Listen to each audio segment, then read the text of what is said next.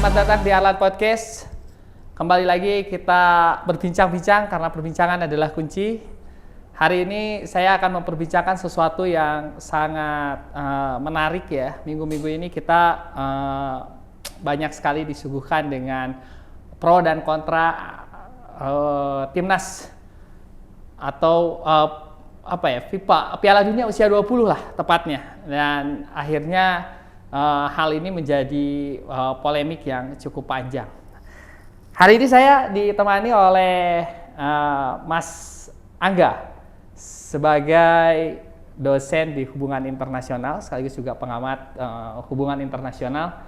Kita akan coba menggali lebih dalam sebenarnya apa yang menjadi persoalan urgent ketika Israel ya sebagai peserta Piala Dunia.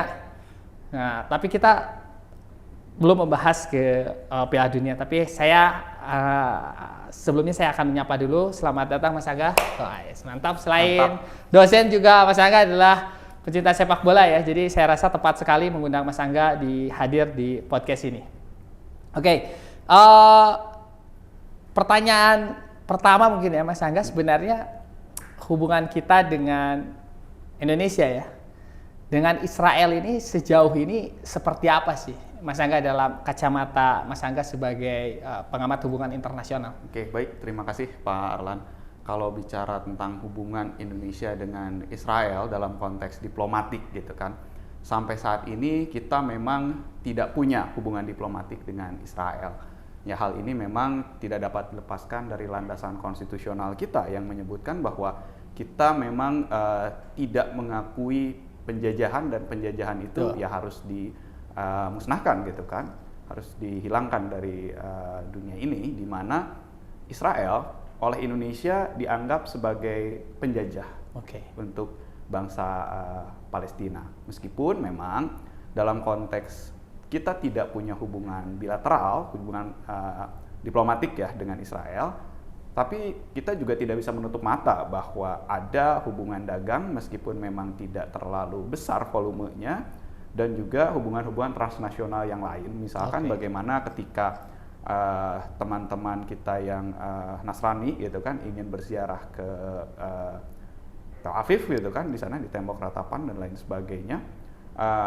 Orang-orang kita juga datang ke sana tapi dengan visanya Singapura. Betul. Jadi artinya bahwa secara hubungan formal, secara hubungan diplomatik kita tidak punya, tapi hubungan dagang dan hubungan transnasional memang kita tidak bisa pungkiri di dunia yang sudah globalisasi seperti sekarang, ya ada hubungan yang seperti itu. Tapi ingat bahwa ini bukan hubungan yang sifatnya formal, hubungan diplomatik. Kita tidak punya hubungan itu dengan Israel. Ini kan akhirnya menjadi tendensius ya, Mas Angga, ketika Piala Dunia usia 20 ini digelar di Indonesia. 2019 kita sudah memenangkan lah ya, lelang gitu. Kalau kita mulai bergeser ke sepak bola, akhirnya Indonesia terpilih. Kita kan nggak tahu siapa yang akan menjadi peserta pada saat itu. Di kualifikasi akhirnya Israel masuk. Nah, kehadiran Israel kemudian menjadi penolakan. Kalau tadi kan memang tidak ada hubungan diplomatik ya dengan Israel. Tapi kan penolakan ini sebenarnya sesuatu yang wajar dilakukan oleh negara yang ya dalam tanda kutip ya tidak memiliki hubungan diplomatik, atau kemudian penolakan ini hanya bagian dari reaksi solidarity atau sebuah bentuk reaksioner lah ya ke kekhawatiran gitu ya. Kekhawatiran banyak orang gitu ketika Israel main di Indonesia, kita mengakui gitu si Israel gitu. Itu seperti apa ya, Mas? Baik, ini yang perlu diluruskan dulu bahwa ketika kemudian yang datang itu adalah tim nasional Israel, dia memang berada di bawah federasi sepak bola. Di mana federasi sepak bola itu dia tidak ada sangkut pautnya dengan negara. Meskipun memang dia membawa misalkan lambang negara, membawa bendera negara, tapi perlu kemudian difahami bahwa itu tidak merepresentasikan negara. Ingat bahwa ketika kita bicara FIFA itu adalah non-government organization, yang anggotanya adalah federasi sepak bola, bukan negara. Betul. Nah, ini pun ketika tadi menjawab pertanyaan dari Kang Arlan gitu, bagaimana sih kalau negara yang tidak punya hubungan diplomatik terus atletnya datang gitu untuk bertanding?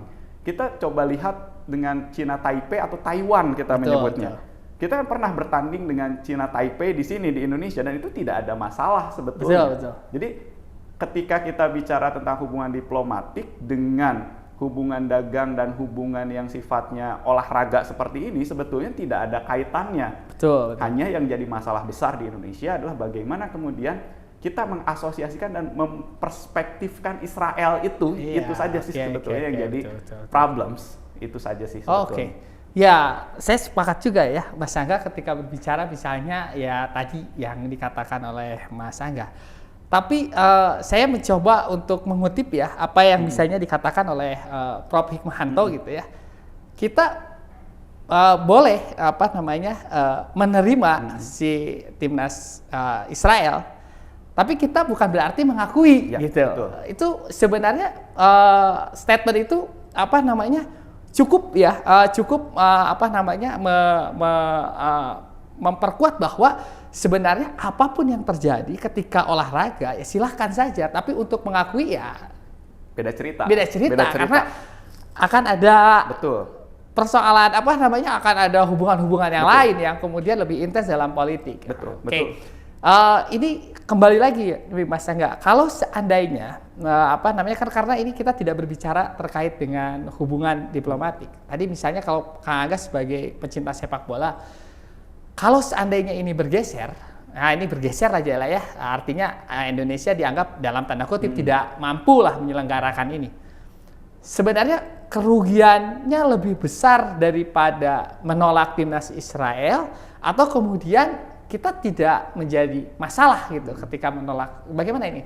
Oke, harus dilihat dulu dari konteksnya ya. Kita akan lihat bagaimana keputusan dari pemerintah tentu saja, apakah kemudian dia akan condong kepada tekanan domestik. Kalau kita bicara tekanan domestik sudah pasti gitu kan, Indonesia nothing tulus ketika harus melepaskan status tuan rumah ke negara yang lain. Kalau memang pimpinan tertinggi kita gitu kan nanti memutuskan untuk oke lah kita lepas.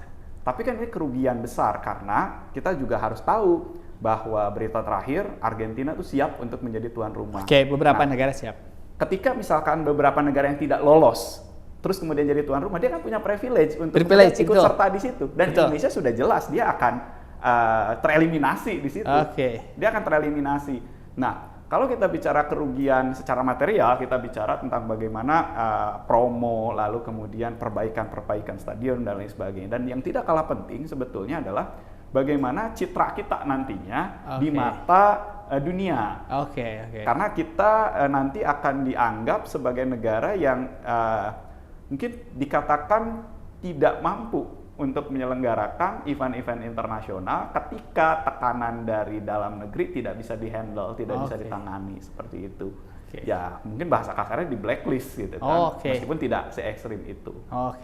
Ya kalau di blacklist kan artinya kasihan juga ya kepada pemain-pemain yang ya setidaknya walaupun kita belum bisa bermain di Piala Dunia senior lah ya, tapi Piala Dunia usia 20 kan termasuk yang menjadi perhatian lah ya, menjadi sorotan lah di dunia, karena tidak sedikit juga pemain-pemain Piala Dunia di usia 20 yang akhirnya bisa melanggang juga di senior gitu, dan ini sebenarnya ajang pembuktian. Ini sungguh sangat disayangkan memang. Tapi kembali lagi, kalau saya pertanyaannya misalnya gini, kita menerima si Israel gitu ya, tapi dia misalnya ya ini saya andai-andai aja, dia tidak boleh mengibarkan bendera Israel ketika pembukaan misalnya pertandingan, tidak boleh menyanyikan lagu kebangsaan Israel gitu, dia main-main aja gitu. Jadi kalau abergen seperti itu bisa atau tetap ada aturannya ya? Memang sudah ada aturannya seperti itu, Pak. Jadi memang itu tidak bisa ditawar-tawar lagi sebetulnya. Tapi karena memang ya kembali lagi kita bicara bahwa orang-orang di kita gitu kan memang selalu mengatakan bahwa ya Yahudi itu Israel gitu. Belum tentu semua Yahudi itu Zionis gitu. Yang kemudian kita perangi sebetulnya adalah, atau yang kita kemudian tidak sukai ya adalah ideologi Zionisnya itu Ya, sebetulnya ideologi gitu Zionis kan. ya, betul. Betul, di situ yang kadang yang semua berbau Yahudi ya pasti Israel gitu Betul, kan. betul. Tapi kan belum tentu demikian adanya. Nah, ini yang kemudian harus coba diluruskan dulu sebetulnya, dan mungkin belum tentu juga pemain-pemain itu adalah pro terhadap betul, karena pemerintahan Zionis karena di gini, situ. Mas Angga, ada juga yang menarik, ada juga Yahudi yang kemudian tidak Betul, pro terhadap betul, Zionis. betul. Misalnya Yahudi Naturei Karta misalnya, Betul. dia kan termasuk yang tidak sepakat dengan ideologi Zionis yang pada saat ini. Betul. Ini juga betul harus diluruskan ya, sehingga kita juga bisa menarik benang merah. Nah, kalau kita kembali misalnya kepada tadi ya Kang Angga, ini kembali lagi kita agak sedikit ini. Seandainya Israel main, sebenarnya Palestina kan tidak berkeberatan ya. Kalau di sisi lain mereka juga sudah hafal bahwa kondisionalnya adalah Indonesia hanya menyelenggarakan. Betul. Ini juga sama ceritanya dengan ketika Tiongkok pun tidak keberatan ketika timnas Cina Taipei main di Indonesia. Bukan berarti kemudian Indonesia mengakui Cina Taipei sebagai negara kan? Oh iya. Seperti itu analoginya sebetulnya. Karena kalau kemudian dia main di sini di SEA Games atau di apa dan lain sebagainya Asian gitu Games, kan, ya, Asian Games waktu itu, terus kemudian dikatakan bahwa Indonesia mengakui tidak juga Taiwan, Cina bisa marah besar waktu itu. Tapi kan kenyataannya tidak. Oh iya, betul. Gitu kan, bahwa ya main di sini dalam kerangka atau dalam kemudian satu payung organisasi non negara, bukan berarti dia merepresentasikan negara, dan bukan berarti kemudian dia mengakui keberadaan dari negara tempat federasi sepak bola itu berasal sebetulnya. Bagi saya sih sesimpel itu saja. Iya. Tapi kalau misalnya dipaksakan, ini Kang Angga, memang tekanan domestik ini kan menjadi kuat, dan akhirnya juga di domestik kan menjadi pro dan kontra. Gitu kan, yang justru seharusnya ada tindakan-tindakan yang diambil oleh pemerintah, karena ini oleh FIFA. Sebenarnya hal yang paling baik dilakukan oleh pemerintah Indonesia pada saat ini apa? Oke, kalau saya ngelihat bahwa sekarang ya, kita lihat dulu Kang Arlan konteks kepentingan elit-elit di sini itu apa. Coba kita lihat dulu lah. Masalahnya adalah ini dekat dengan 2024. Betul. Ini bisa jadi gorengan dari. Bisa jadi. Betul. Bisa sudah pasti di situ. Kita tinggal lihat dulu bagaimana kemudian sekarang peta politik yang ada dalam konteks pengambil kebijakan di situ. Saya tidak bisa mengatakan harus terima atau tidak dan sebagainya. Tapi secara normatif sih, kalau bagi saya gitu kan, tidak apa-apa diterima. Tapi dia tidak bertanding di tempat yang mohon maaf gitu kan, mayoritasnya istilahnya mayoritas Muslim gitu kan. Betul. Misalkan bisa cari tempat yang di Papua lah, atau di mana yang kemudian bisa lebih nyaman untuk dijadikan venue gitu kan, yang tidak kemudian banyak resistennya. Tapi kembali lagi, nanti keputusannya akan kembali kepada pertimbangan politik di dalam negeri. Betul. Coba kita lihat, ini dekat sekali dengan 2024 masalahnya, itu aja. Itu yang menjadi persoalan.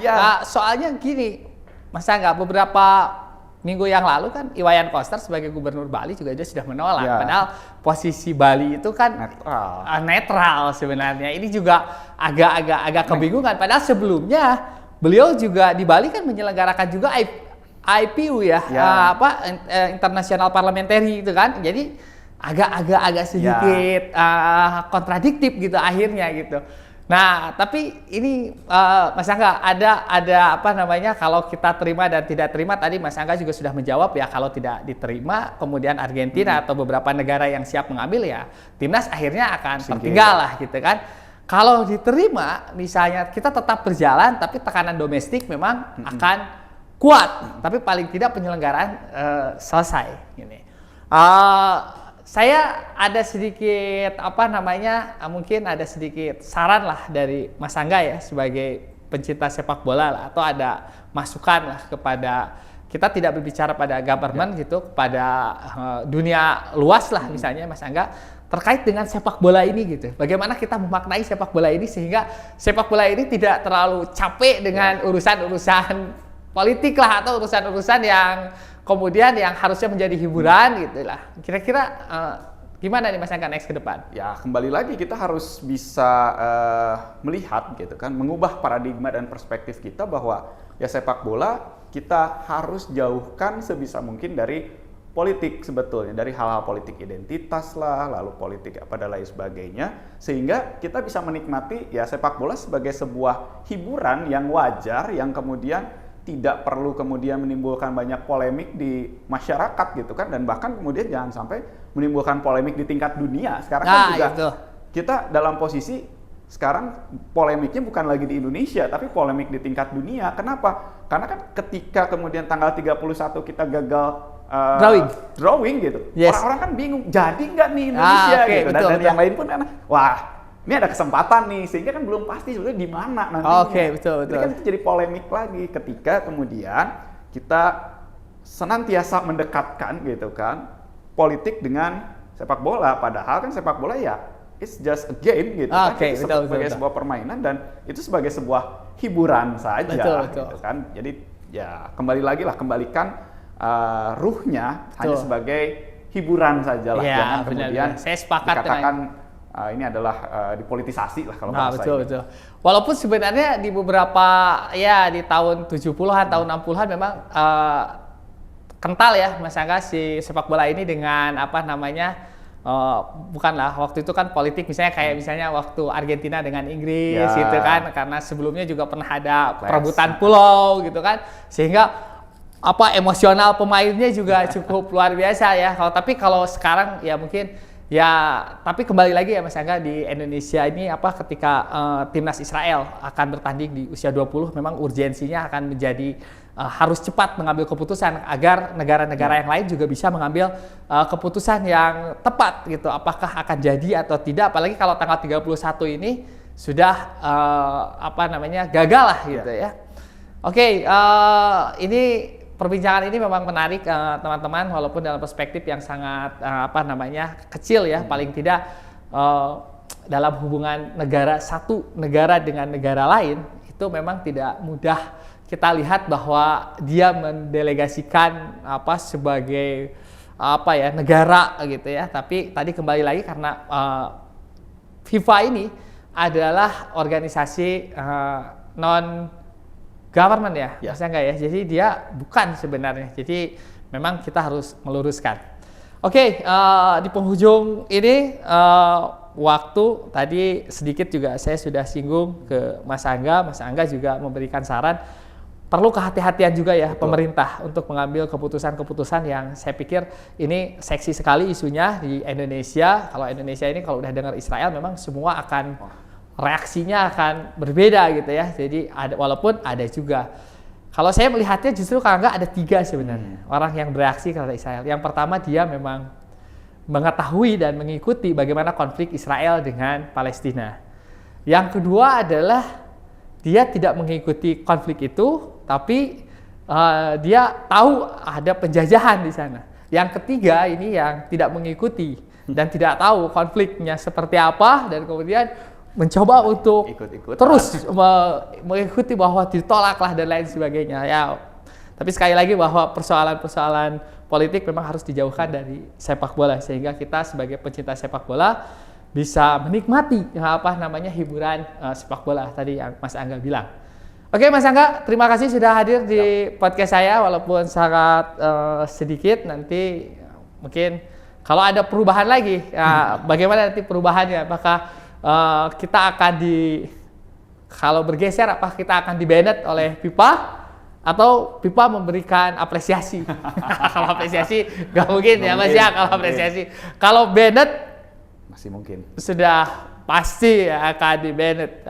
Kalau tadi Mas Angga masuk ke dalam list hitam, itu akan ke Olimpiade juga nggak sih atau ke olahraga? Semua event yang multi event dalam skala global. Oke. Skala global, karena kan kita nggak tahu misalkan nanti Olimpiade Israel ikut lagi gimana coba. Atau misalnya World Cup yang seniornya Israel ikut lagi gimana coba, masa gagal lagi gitu. Ini kan ada pertanyaan tambahan sih Mas Eka sebenarnya. Kalau seandainya ini misalnya nih ya, tuan rumah bukan di Indonesia misalnya nih ya, andai-andai aja. Tuan rumah ada di Asia, pikiran kita lah, misalnya di Malaysia. Mereka akan sama kayak melakukan penolakan atau di negara-negara bukan Indonesia lah, karena kan setahu saya baru kali ini si Israel dalam sepak bola itu masuk dalam kancah internasional ya, maksudnya masuk dalam FIFA gitu. Kalau di tempat yang lain apa gimana? Kalau tempat lain mungkin yang ya anggaplah kalau Malaysia mungkin sama dengan Indonesia. Malaysia pun tidak punya hubungan diplomatik kan, dengan, betul. mana dengan Israel, tapi kan setidaknya kita lihat kultur dari masyarakat Malaysia meskipun memang akan ada penolakan, tapi mungkin tidak akan sekeras penolakan yang kemudian ada di Indonesia seperti itu. Saya mencoba untuk melihat di pinggiran lah negara-negara Asia yang ya agak sedikit memang powerful lah ya. Dalam hal-hal terkait dengan Israel. Oke, terima kasih Mas Angga sekali lagi. Sampai jumpa lagi di Arlan Podcast. Semoga sehat selalu dan kita bisa menikmati sepak bola layaknya sebagai hiburan yang bisa meluapkan rasa lelah, kemudian happy gitu ya dengan sepak bola. Terima kasih Mas Angga telah hadir di Arlan Podcast. Terima kasih.